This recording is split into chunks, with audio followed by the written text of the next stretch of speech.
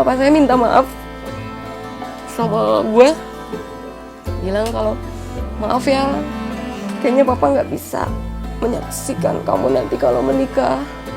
Itu sih yang paling terasa.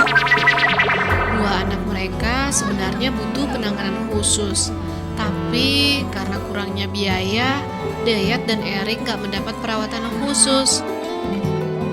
Meski usianya sudah menginjak 14 tahun, Dayat masih saja bermain dengan anak-anak yang usianya jauh di bawahnya.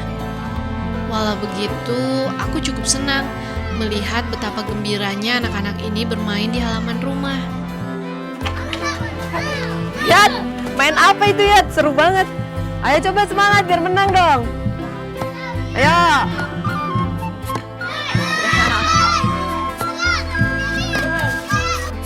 Erik pun gak ketinggalan senangnya melihat kakak dan teman-temannya bermain. Bapaklah yang selama ini menjaga dua orang anaknya. Lagi dengerin apa Pak? Dengerin radio. Oh. Biasanya Bapak kegiatan sehari-hari ngapain ya Pak selain dengerin radio? Dijagain anak. Anak yang mana? Erik. Erik kenapa harus dijagain Pak? Dia bandel. Ya, karena gak bisa berkomunikasi itulah Erik sering dicap bandel oleh tetangga. Di sisa tenaganya, Bapak masih memiliki tanggung jawab yang tinggi akan keluarganya, membantu apapun yang bisa ia lakukan, meski harus berganti peran dengan sang istri. Kalau gini saya jadi ingat almarhum ayah. Karena yang saya ingat dulu, seperti Bapak juga sangat perhatian sekali sama anak-anaknya. Apapun dilakukan demi bisa menyekolahkan anaknya sampai pendidikan yang tinggi dan juga yang terbaik. Dan yang paling saya ingat waktu Papa sakit, Papa saya minta maaf sama gue, bilang kalau maaf ya, kayaknya papa nggak bisa menyaksikan kamu nanti kalau menikah. Itu sih yang paling terasa. Jadi sebenarnya anak-anak di sini juga bersyukur juga masih ada bapak ya Pak ya, walaupun dalam keadaan sakit. Hari sudah menjelang sore, waktunya untuk mandi nih. Sayangnya di rumah Ama gak ada kamar mandinya. Karena itu biasanya Ama dan keluarga mandi di pemandian umum. Sekarang gue lagi mau ke pemandian umum nih. Jadi Erik sama Ayat itu biasanya kalau mandi itu nggak di rumah, soalnya di rumahnya emang nggak ada toilet gitu. Biasanya kalau Erik mandi itu selalu Ayat yang mandiin. Emang Ayat itu kakak yang hebat deh, perhatian banget. Kemampuan Erik memang sangat terbatas. Untuk mandi aja setiap hari ia harus dibantu oleh Ayat kakaknya. Melihat Ayat yang begitu telaten mandiin Erik, aku jadi sangat terharu. Betapa besar kasih sayang Ayat pada Erik adiknya. Lucu banget ngeliat mereka mandi. Ya walaupun salah sih itu, apa namanya, sabun mandi buat badan dipakai buat rambut.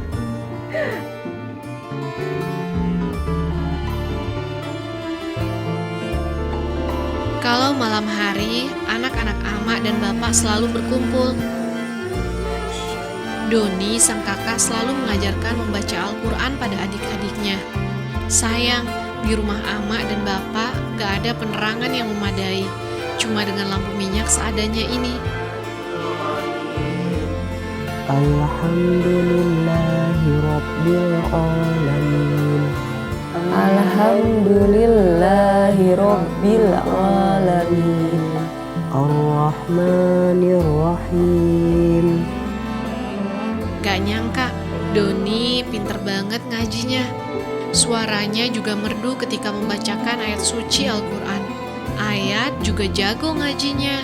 Sekarang giliran aku yang diajarin ngaji sama Doni. Illallazina amanu wa amilu solihati falahum gimana? Falahum ajrun ghairum mamnun. Ghairu mamnun. Kak, namanya sedang kak. Salahnya di mana? Wah, jadi malu nih. Banyak yang salah bacanya. Apalagi nggak ada listrik gini. Makin susah deh bacanya. Susah lihat huruf-hurufnya kecil-kecil pula. Tapi ini Al-Quran lebih kecil loh. Aku bangga sekaligus salut dengan kegigihan anak-anak ini.